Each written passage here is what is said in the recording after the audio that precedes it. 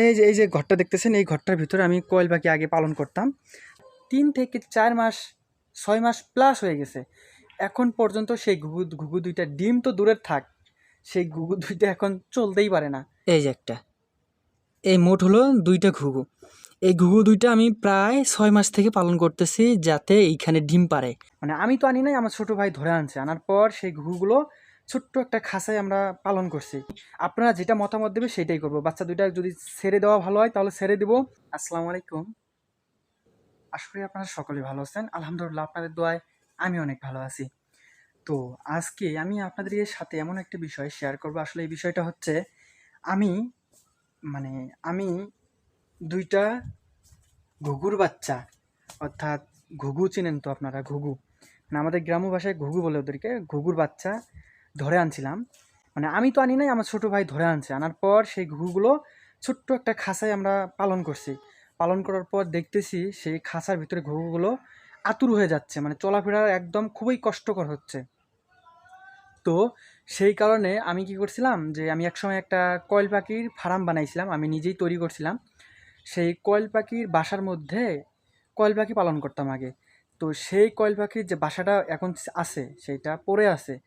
তো ভাবছি যে ওই বাসার ভিতরে যদি ঘুঘু ২টা ছেড়ে পালন করা যায়, মানে পোষা যায়।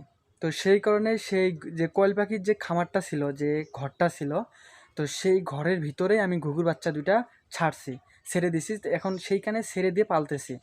তো ভাবতেছি যে ঘুঘুর বাচ্চাগুলো হয়তো এইখানে ডিম পারবে। ওদেরকে পরিমাণ মতো খাদ্য দিচ্ছি, পানি দিচ্ছি এবং সব কিছুই যত্ন বা কেয়ার যেটাকে বলে সেটা নিচ্ছি বাচ্চা ২টার। কিন্তু এখন দেখতেছি প্রায় ৩ থেকে ৪ মাস, ৬ মাস প্লাস হয়ে গেছে। এখন পর্যন্ত সেই ঘুঘু ২টা ডিম তো দূরের থাক, সেই ঘুঘু ২টা এখন চলতেই পারে না। মানে এখন যে এই এক জায়গাতে আরেক জায়গায় যে উড়ে যাবে সেই শক্তিটুকুই নাই সেই ঘুঘু বাচ্চা ২টার।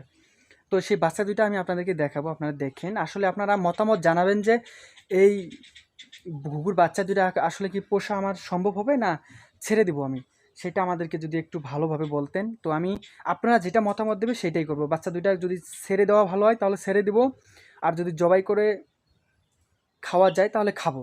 আর যদি আপনারা বলেন না, যেভাবে পালতেছেন ঠিক সেইভাবে পালেন, যে একদিন ডিম পাড়তে পারে। তো আমি আপনাদেরকে দেখাচ্ছি, আপনারা দেখতে থাকুন। এই যে এই যে ঘরটা দেখতেছেন, এই ঘরটার ভিতরে আমি কয়েল পাখি আগে পালন করতাম। তো ইদানিং আমি সেই কয়েল পাখিগুলো পালন করি না। এখানে দুইটা ইয়া আছে, ২টা থাক আছে। মানে উপর থাকটা তো কয়েল পাখি পালন করছি, নিচের থাকটা তো কয়েল পাখি পালন করছি। আর এইটা হচ্ছে গেট। এই যে এই গেট, এটা হচ্ছে গেট। মানে এই দিক দিয়ে আমি কয়েল পাখি ঢুকাই, এই দিক দিয়ে বাইর করি। তো যে ঘুঘু ২টা যে পালন করি, সেই ঘুঘু ২টা পালনের পাত্র এটা হচ্ছে পানির পাত্র, আর যেটা হচ্ছে খাদ্যর পাত্র। এই যে আমি আপনাদেরকে দেখাই, এটা হচ্ছে খাদ্যর পাত্র। আর এইখানে যে ঘুঘু ২টা আছে, এই যে ঘুঘু, এই দেখতে পারতেছেন কিনা জানি না। এই যে একটা ঘুঘুর বাচ্চা, আরও একটা আছে, এই যে একটা, আপনারা কি দেখতে পারতেছেন? মানে একটু এই যে দেখতেছেন, এটা হচ্ছে এই যে একটা ঘুঘু, দেখেন চলতেই পারতেছে না। আর এই যে আরেকটা ঘুঘু, এই যে একটা, এই মোট হলো ২টা ঘুঘু। এই ঘুঘু ২টা আমি প্রায় ৬ মাস থেকে পালন করতেছি যাতে এইখানে ডিম পারে। ২টা ঘুঘু আছে, ওই দিকে একটা, আর এই যে একটা, এই যে হালকা হালকা উড়াল পারতেছে। তো এখন ভাবতেছি আমি যে আসলে এই ঘুঘু বাচ্চাদের পালন করব না ছেড়ে দিব।